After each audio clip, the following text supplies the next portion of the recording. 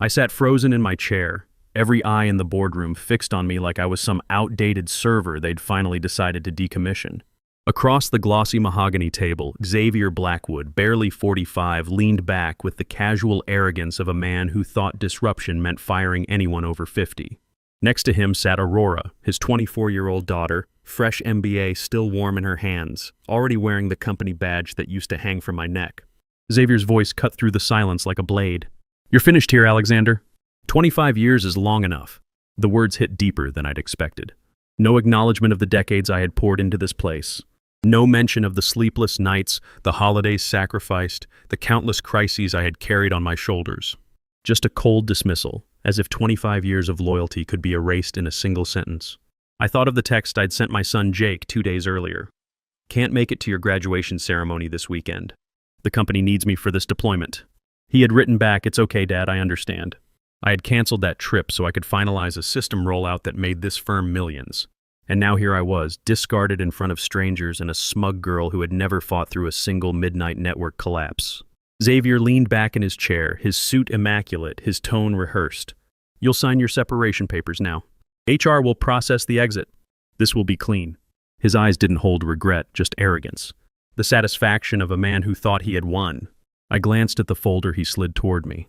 The weight of the papers heavier than it should have been. It wasn't just a contract.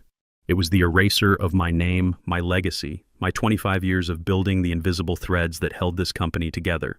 Aurora tapped her nails on the table, impatient, as if my life's work was a minor inconvenience standing between her and her promotion photos. Around the room, no one spoke. No one thanked me. No one defended me. With a hand that didn't tremble, I picked up the pen. Xavier mistook my silence for defeat. He didn't realize that with his own flamboyant signature already stamped at the bottom of those documents, he had just set into motion the one clause that would undo him. I left the boardroom with my dignity intact. But once the heavy door closed behind me, the silence pressed in. For the first time in 25 years, I wasn't walking back to my office. I wasn't staying late to run simulations, to prepare slides, to save a project no one else understood. I was simply gone. The bitterness rose sharp in my throat as I thought back on all I had given this place. I remembered the white fluorescent lights at 2 a.m., the hum of servers, the only sound while everyone else slept. There were weeks I barely saw my own family because I was here, building systems that kept this company alive. I remembered the birthdays I missed, the vacations canceled, the excuses whispered into a phone at midnight while Jake asked, "Dad, will you be home tomorrow?" The answer was almost always no. The company had become my second marriage, except this one demanded everything and gave nothing back. My real marriage had crumbled under its weight years ago. Sarah had told me once, "You're married to that company more than you are to me." She wasn't wrong. I wore loyalty like armor, convincing myself that sacrifice meant security. There were scars, too, though they never showed on any quarterly report. I thought of the morning I collapsed at my desk, my chest tight, my vision blurred. The paramedics said it was exhaustion compounded by stress. A colleague rode with me to the hospital, laptop in hand, because even from a gurney I was still answering emails. The company had praised me for it. Dedicated, they said. Irreplaceable, irreplaceable. Until I wasn't. I closed my eyes and remembered the worst scare of all, the night we almost lost everything. One shipment delay in Taiwan triggered a cascade of failures across 3 continents. For 48 hours, I lived on coffee and sheer willpower, pulling strings, making calls, begging old favors until the network held together by threads finally stabilized. It was that crisis years ago that changed me. In the aftermath, I realized something chilling. This empire stood on trust I had personally built, not on Xavier's charisma or boardroom bravado. And trust could vanish as quickly as it was given. That was the moment I insisted on adding a clause buried deep in the licensing agreements. If the original architect was ever removed without cause, all operational rights reverted back to me. The board signed it without question, desperate to lock in my loyalty. They never even read the fine print. It was my safety net, hidden beneath layers of legal jargon. I hadn't thought I would ever need it. I believed loyalty would be enough. Now, walking away with bitterness cutting through every breath, I realized that clause wasn't just a footnote in a contract. It was my lifeline. And Xavier, in his arrogance, had just handed me the leverage I never thought I would use. The whispers started almost immediately after I left the boardroom. I hadn't even cleared out my desk before the gossip began to snake its way through the corridors. Nepotism, they muttered in hushed tones by the coffee machines. The CEO's daughter. Can you believe it? I caught fragments as I walked past clusters of employees pretending not to stare. Some were sympathetic, but most were wary. No one wanted to be next. And then there was Aurora, the new face of Vertec. She walked the halls like she already owned them, her glossy heels clicking on the tile. I watched her from a distance, still lingering around the office in those last hours, tying up loose ends. She entered her first strategy meeting with Xavier trailing behind her like a proud father. But when she opened her mouth, the mask slipped. She used technical terms out of context, confusing cloud redundancy with server mirroring, and at one point suggested uploading patents to the blockchain to protect them. The room fell into an awkward silence. Senior engineers shifted in their seats, glancing at each other with disbelief. I felt my fists tighten under the table. 25 years of precise language, of hard-earned credibility, and here was a child playing executive, speaking in buzzwords she barely understood. My face betrayed nothing, but inside the anger coiled tighter. Later that day, her Instagram post circulated among employees, a selfie in the executive suite captioned, "Work hard, play harder. Running billion-dollar projects before 25. Number tech leadership. Number innovation. Number disrupt the norm." My throat burned with the injustice. I thought of the countless nights I'd slept in that same office chair, too exhausted to drive home. And now the same chair was a photo prop, a backdrop for hashtags. Still, I stayed silent. Rage pressed at the edges of my composure, but silence was my shield. I wasn't going to give Xavier the satisfaction of seeing me break. I let them believe I was gone quietly, watching as arrogance bloomed unchecked in the space I had once filled with discipline and grit. As I slipped into the elevator, my phone buzzed. A message lit up the screen from an old colleague who had been with me since the early days. "She won't last a month. Everyone can see it." For the first time that day, I let the corner of my mouth lift. It wasn't joy, not yet. It was recognition, the quiet confirmation that I wasn't alone. Others saw the cracks forming. They saw what Xavier refused to see. You cannot replace 25 years of sweat, scars, and sacrifice with a surname and a smile. I tucked the phone back into my pocket and walked out of the building. My anger was still there, sharp and alive. But beneath it pulsed something stronger, patience. I didn't need to explode now. The collapse would come. And when it did, I would be ready. I packed my desk slowly, each item a reminder of the years I had poured into this company. The framed photo of Jake, taken when he was just a boy in Little League, now grown and in college. The worn leather notebook filled with sketches of systems that had turned into patents worth billions.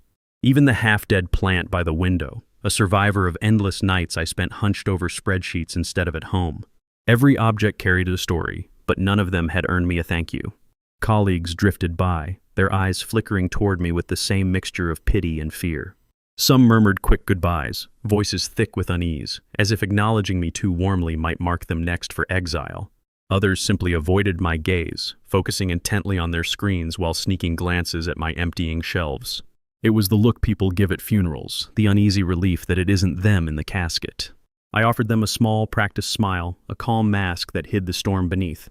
Let them think I was broken, defeated, resigned. In truth, I felt steadier than I had in years. Because while Xavier and Aurora strutted around with their borrowed confidence, I knew the truth. The company's lifeline still ran through me. The supply chain, the 17 international partners, the intricate agreements that bound them together, those threads were mine, and no smirk or signature could erase that. As I closed the final drawer, I slid my badge into my pocket. It was just a piece of plastic, yet it had opened doors others couldn't even see. I traced the edges with my thumb, thinking of how many nights it had beeped green at 2 a.m. while I rushed in to save a failing launch. Today would be the last time it passed through the scanner. Or so they believed.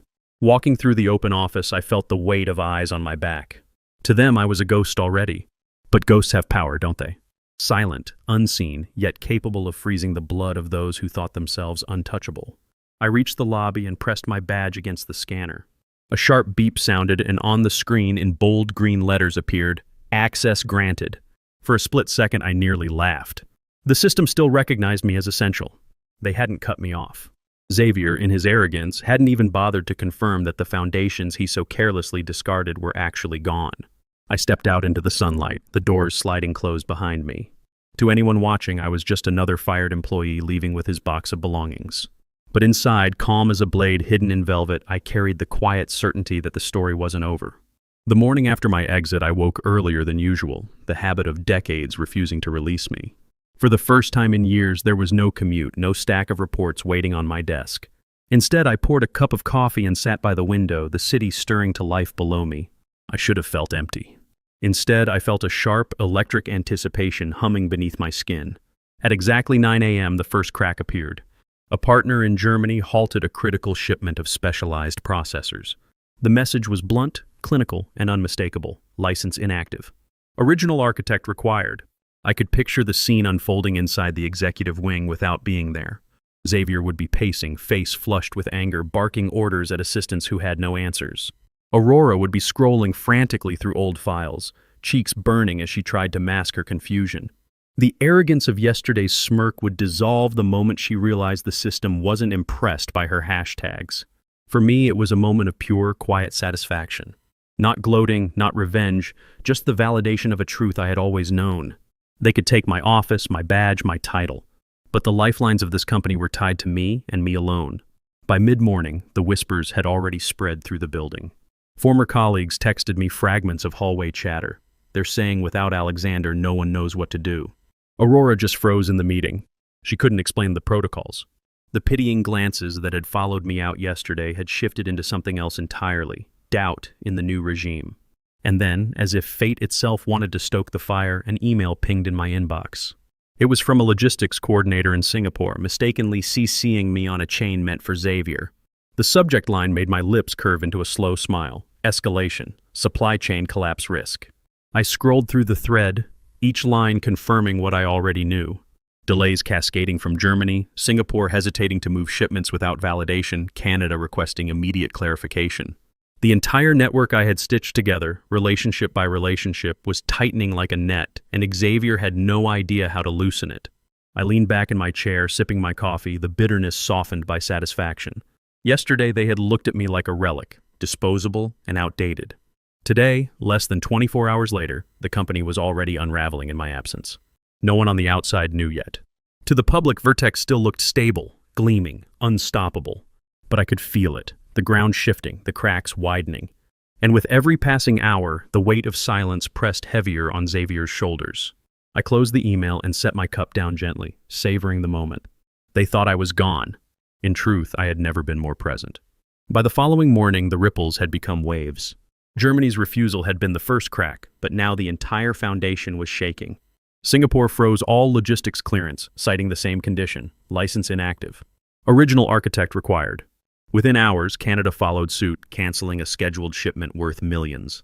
And one by one, 17 international partners, the arteries of Vertex empire, sent nearly identical responses. The message was unmistakable. Without me, nothing moved. Inside the building, chaos reigned.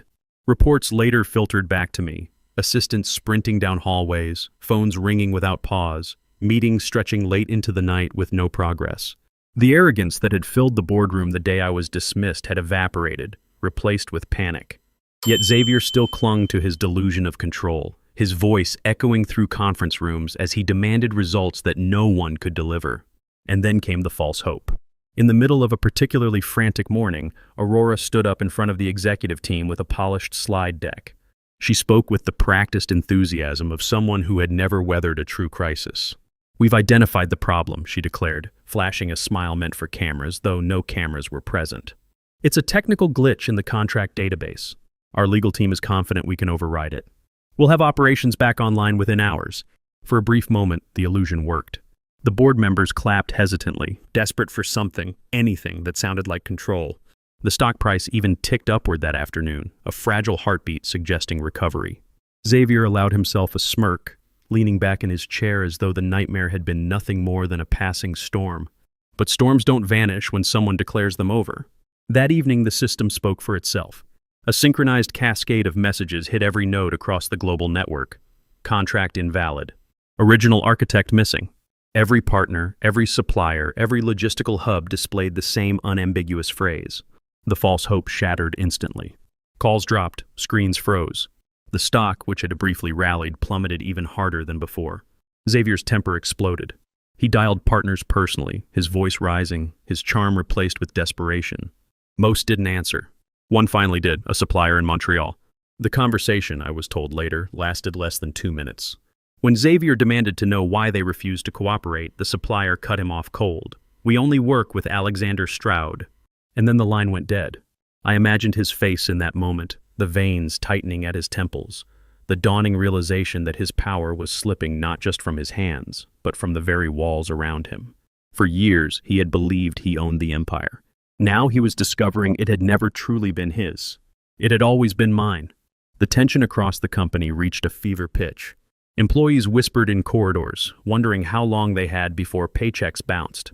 Investors demanded answers. And in the middle of it all, I remained quiet, watching from the outside. The collapse wasn't complete yet, but the cracks were now canyons, and Xavier was standing on a ledge that would soon give way. The boardroom at Vertec was in flames, though not literally. Xavier had called an emergency meeting at dawn, dragging in exhausted executives with dark circles under their eyes. The air was thick with desperation. Every screen on the wall pulsed with red alerts, contracts invalid. Supply chain halted. Sienna stood at the front with her laptop connected, trying to project confidence as she flipped through a glossy PowerPoint deck. "We have several contingency options," she chirped, her voice cracking slightly. Graphs slid across the screen, filled with colorful arrows pointing upward, but her words were drowned out by the barrage of furious voices. Investors joined remotely, faces crowding the monitors like an angry jury. "Our shares are collapsing," one shouted. "Why did no one flag this risk?" demanded another. Xavier raised his hands, barking for order, but the chaos surged louder. For the first time, his usual charisma faltered. Meanwhile, outside of the glass tower, the story had already escaped containment. By noon, headlines blared across business networks. Vertec supply chain collapse, tied to missing architect. The public latched onto it instantly. On Twitter, the hashtag #BringBackAlexander began trending, first in the city, then across the country. Memes surfaced overnight, contrasting my years of service with Aurora's hollow slogans. One particularly brutal post quoted her Instagram selfie, "Work hard, play harder," dash overlaid on a plummeting stock chart.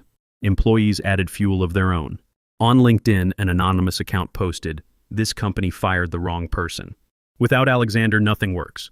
The post went viral among industry professionals, gathering thousands of comments in hours. The company's carefully constructed facade of confidence was crumbling in full public view.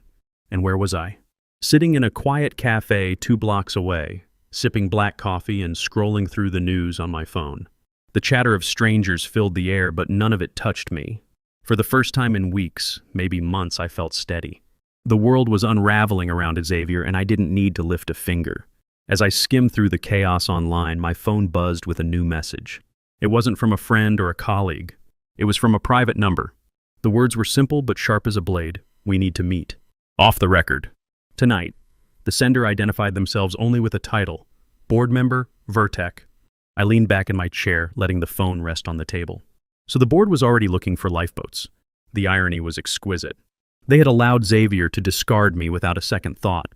And now, not even a week later, they were reaching out in secret, hoping the man they had dismissed could save them. I stirred my coffee slowly, calm as the eye of the storm. Let Xavier and Aurora scramble. Let the public tear their reputation apart. I had all the time in the world. The boardroom was silent except for the faint hum of the projector. All eyes were fixed on the screen where a single document filled the wall in stark black and white. It was the dismissal agreement Xavier had so triumphantly pushed across the table to me days earlier. The header glowed under the projector light, and at the bottom, in bold ink, sat his unmistakable signature. The company's lead counsel cleared his throat, voice tight with discomfort. "As you can see, Clause 17 was triggered upon Mr. Stroud's dismissal. It explicitly states that if the original architect is removed without cause, all rights tied to the associated patents automatically revert to him." For a long moment, no one spoke. The weight of the revelation pressed against the glass walls, suffocating. Marcus sat frozen, his jaw slack, eyes darting from the document to the lawyer as if sheer will could erase the words. Then the eruption came. He slammed his hand on the table, face blotched crimson. "This is absurd!" "I'll sue him. I'll tie him up in court until he crawls back begging." His voice cracked under the strain, the fury tinged with desperation. The counsel didn't flinch. His voice remained calm, clinical, merciless. "With respect, you have no grounds. The clause is airtight. You signed it yourself. There is no path forward in litigation. You'd lose instantly."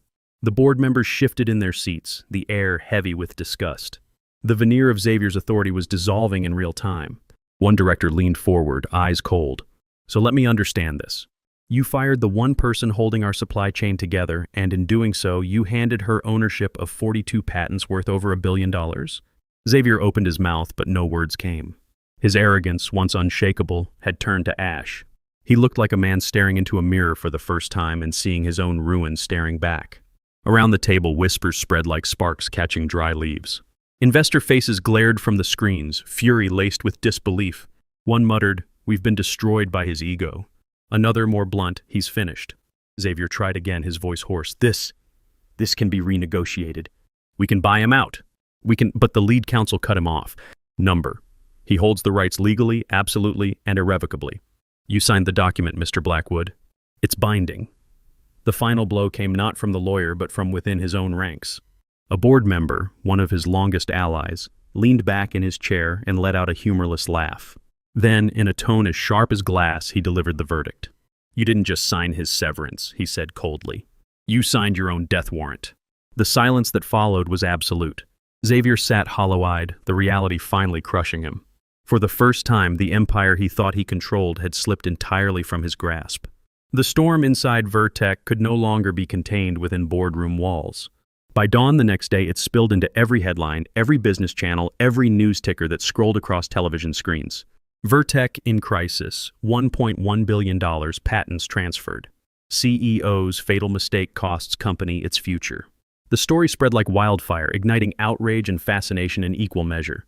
Xavier, once the darling of business magazines, could no longer walk from his chauffeur car to the front doors without being swarmed. Cameras flashed, microphones shoved in his face, questions hurled like stones. He ducked his head, shielding his face with a briefcase, but the shutters caught him anyway, his polished composure gone, his features twisted with stress and fear. And Aurora, the girl who had grinned across from me on the day of my dismissal, flaunting her youth like a weapon, she vanished. No public appearances, no social media posts. Her once constant stream of curated photos went dark overnight. It was as if she had been erased as swiftly as she had been installed. Inside the company, the collapse was accelerating. HR offices were flooded with resignation letters. Some were typed in cold, others handwritten and scrolled in anger. I will not serve under failed leadership. This company betrayed its own architect. By the end of the week, entire departments were operating at half capacity. The exodus was a quiet protest, but one that spoke louder than any headline. Meanwhile, the public turned me into an unlikely symbol. One network replayed the security footage of me leaving the building with my box of belongings, calm, composed, silent. The anchor's voiceover called it the walk of quiet power. Viewers latched onto it, sharing the clip across platforms. Strangers I had never met wrote messages of solidarity. This is what dignity looks like. They underestimated the wrong man. For Xavier, the humiliation only deepened. At a hastily arranged press conference, sweat beaded his temples as he tried to deflect responsibility. Reporters shouted over one another, their voices rising like a storm. Then came the question that broke whatever illusion of control he had left. Mr. Blackwood, one journalist barked, are you aware that the $1.1 billion portfolio of patents now belongs entirely to Alexander Stroud? The room fell into stunned silence. Cameras zoomed in as Xavier froze, his lips parting, but no words emerging. He glanced toward his counsel, but the man sat stiff and silent, unwilling to rescue him. The silence stretched, heavy and damning, until the shouts began again, louder, more relentless than before. That clip replayed on every news channel by nightfall. Over and over, the public watched the once untouchable CEO silenced by the weight of his own failure. His empire, his image, his power, it was all unraveling under the harsh light of cameras. While I, the man he had discarded, stood taller in absence than he ever had in presence. The papers came through on a Monday morning, crisp and final. My name, Alexander Stroud, was now officially listed as the sole owner of 42 patents valued at $1.1 billion. No loopholes, no conditions, no one else's fingerprints but mine. For the first time in 25 years, my work was not tethered to someone else's ambition. It was mine to shape, mine to protect. I didn't return to Vertec. I had no reason to. Instead, I chose my allies carefully. The partners who had stood by me through sleepless nights and near disasters were the first calls I made. They answered with relief in their voices, eager to re-establish ties, this time on terms of mutual respect. Within weeks, I opened a modest but bright office downtown, walls still bare but air alive with possibility. It wasn't about grandeur. It was about freedom. On my desk sat a small wooden plaque, freshly engraved, Chief Architect Alexander Stroud. The title was more than recognition. It was a declaration that I had survived betrayal and reclaimed my worth. As I placed it in the center of the desk, my hand brushed against the old watch strapped to my wrist. It had been a gift from Xavier when I first joined, back when promises of loyalty still felt unbreakable. I unclasped it slowly, laid it beside the plaque, and left it there, a relic of a past I no longer carried. The twist came quietly, like opportunity often does. An international conglomerate approached me with an offer to serve as a global advisor, overseeing innovation strategies across multiple industries. It was a position higher than anything I had ever imagined, a role that carried influence far beyond the narrow walls I had once been confined to. I accepted, not for power, but for the chance to ensure that no one else would ever be erased the way I had been. By Friday, Xavier was forced to resign. His empire collapsed under the weight of his arrogance, while mine was just beginning to rise. Jake visited that weekend, bringing his girlfriend to meet his dad. We talked about his plans after graduation, about the startup idea he'd been developing. I listened, really listened, without checking my phone once. "You seem different, Dad," he said as they were leaving. "Like you're actually here." I finally learned this difference between building something for someone else and building something for yourself, I told him. The security footage still plays sometimes on business programs that walk through the lobby carrying my box of belongings while an empire crumbled behind me. But now I see it differently. I wasn't walking away in defeat. I was walking toward something better, something mine. Sometimes justice doesn't roar. It whispers. It comes in steady steps, in quiet exits, and in the calm certainty of truth revealed. The gray wolves of the tech world know something the young alphas forget. Experience isn't obsolete. It's irreplaceable. And when you try to replace the irreplaceable, the architecture collapses, not despite the foundation, but because of it. Xavier learned that lesson too late. I learned it just in time. If this story resonates with you, share your thoughts below. Don't forget to like, comment, and subscribe, because stories of resilience and justice deserve to be heard. The gray wolves are listening. I'm freezing. I'm bleeding. Slowly fading away. But don't worry, I'm fine.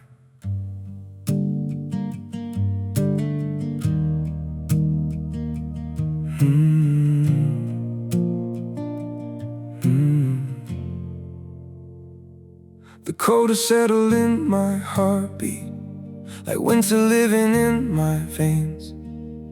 Every breath feels numb and fragile. Every smile just hides the pain. I'm breaking quietly in silence, falling slow without a sound. Yet I keep saying I'm okay, while my world burns to the ground. I'm frozen here, I'm bleeding slowly, dying piece by piece inside.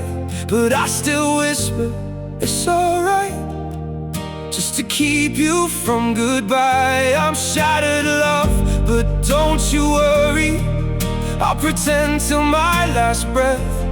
Even while my soul is fading, I'll say everything's okay. Maybe pain just learned to live here. Maybe sorrow feels like home. So I wear my wounds like armor and survive them all alone. I'm frozen here, I'm bleeding slowly, dying piece by piece inside. But I still whisper, it's alright, just to keep you from goodbye. I'm shattered, love, but don't you worry, I'll pretend till my last breath. Even while my soul is fading, I'll say everything's okay. If you ever see me smiling, no, it's just my last defense. 'Cause sometimes love means hiding how much you're suffering.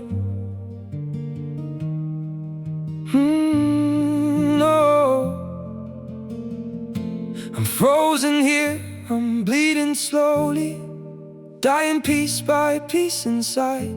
But I still whisper, it's alright, just to keep you from goodbye. I'm shattered, love, you worry. I'll pretend till my last breath. Even while my soul is fading, I'll say everything's okay. It's okay.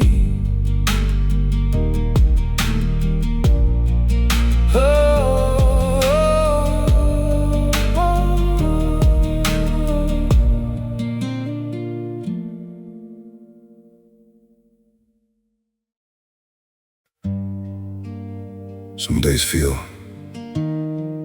off,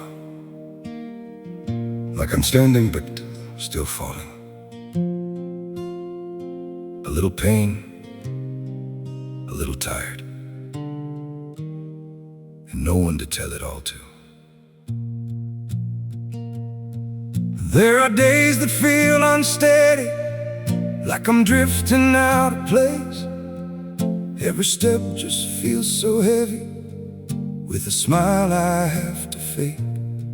A little hurt I keep inside me, a little weight I always hide, and 1,000 quiet worries I've been holding deep inside.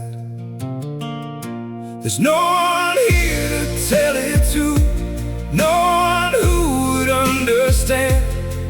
So I carry all these feelings like they're slipping through my hands. A little broken, little lost, trying hard to just get through. All these nights I stay awake with everything I never say to you. I keep walking through the silence like it's all I've ever known. Every crowded room reminds me how it feels to be alone. There's no one here to tell it to, no one who would understand. So I carry all these feelings like they're slipping through my hands. A little broken, little lost, trying hard to just get through. All these nights I stay awake with everything I never say to you.